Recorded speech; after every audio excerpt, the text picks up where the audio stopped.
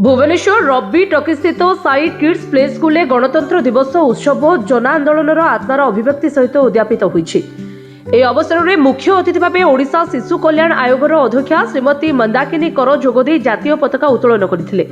সে ছোট ছাত্রছাত্রীଙ୍କୁ দেশভক্তি জনে সচেতন নাগরিক ভাবে অদ্ভুত হেবার প্রেরণা এবং চারিত্রিক শিক্ষা উপরে গুরুত্ব দিয়েছিলেন। মুখ্য বক্তা ভাবে অতিরিক্ত শিশু কল্যাণ আয়োগর অধ্যক্ষা এবং বাগ্মশ্রী দাস সম্মানিত অতিথি হয়ে সমারোহরে গৌরব বঢ়াইଥିଲେ। ଏହା ସହିତ ଥିଲେ ସ୍ଥାନୀୟ କର୍ପୋରେଟର ନୃପେଶ ନାୟକ ଏବଂ ଅତିରିକ୍ତ ଅଧ୍ୟକ୍ଷ ଶ୍ରୀ ଉପେନ୍ଦ୍ର କୁମାର ବିଶ୍ୱାଳ। ସେମାନଙ୍କର ସମ୍ପୃକ୍ତି ସହିତ ସେହି ଦିନଟିକୁ ଗଣତନ୍ତ୍ର ଦିବସର ଆତ୍ମା ଭାବେ ପ୍ରସ୍ତୁତ କରାଯାଇଥିଲା। ସ୍କୁଲ ପରିଚାଳନା ନିର୍ଦ୍ଦେଶକ ରବି ନାରାୟଣ ମହାରାଣାଙ୍କ ସମ୍ପୃକ୍ତିରେ ଏହି ଆନନ୍ଦମୟ ଦିବସ ଆୟୋଜିତ ହୋଇଥିଲା। ଛାତ୍ରଛାତ୍ରୀ ଏବଂ ଅଭିଭାବକମାନଙ୍କୁ ନେଇ ସ୍କୁଲ ପରିସରରେ ବିଶେଷ କାର୍ଯ୍ୟକ୍ରମରେ ପିତାମାନଙ୍କ ପାଇଁ ଖେଳକୁ ଆୟୋଜନ କରାଯାଇଥିଲା। ପିତାମାନେ ଦୃଢ଼ ସହଭାଗିତା ଦେଇ ବିଭିନ୍ନ କ୍ରୀଡ଼ାକୁ ରୋମାଞ୍ଚକର ଭାବେ ସଫଳ କରିଥିଲେ।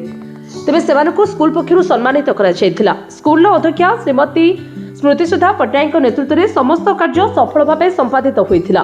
ସେହି ସଫଳତାର ଭିତରେ ଅଞ୍ଜଳି ଦାସ, ରଶ୍ମିତା ସେନାପତି, ଦୀପ୍ତିଶିଖା ମହାନ୍ତି, ମଧୁସ୍ମିତା ମହାକୁଡ଼, ଲାଡଲି ପଣ୍ଡା, ଜ୍ୟୋତ୍ସ୍ନା ଆଚାର୍ଯ୍ୟ, সোমা গোস্বামী আদি গুরুত্বপূর্ণ ভূমিকা নেইଥିଲେ। শেষে স্কুল অধ্যক্ষা পূর্ণিমা ত্রিপাঠী সমস্ত অভিভাবক, শিক্ষক এবং ছাত্রছাত্রীଙ୍କୁ ধন্যবাদ জଣାଇ অনুষ্ঠান শুভ সমাপন କରିଥିଲେ। Bureau report जेहोवा news.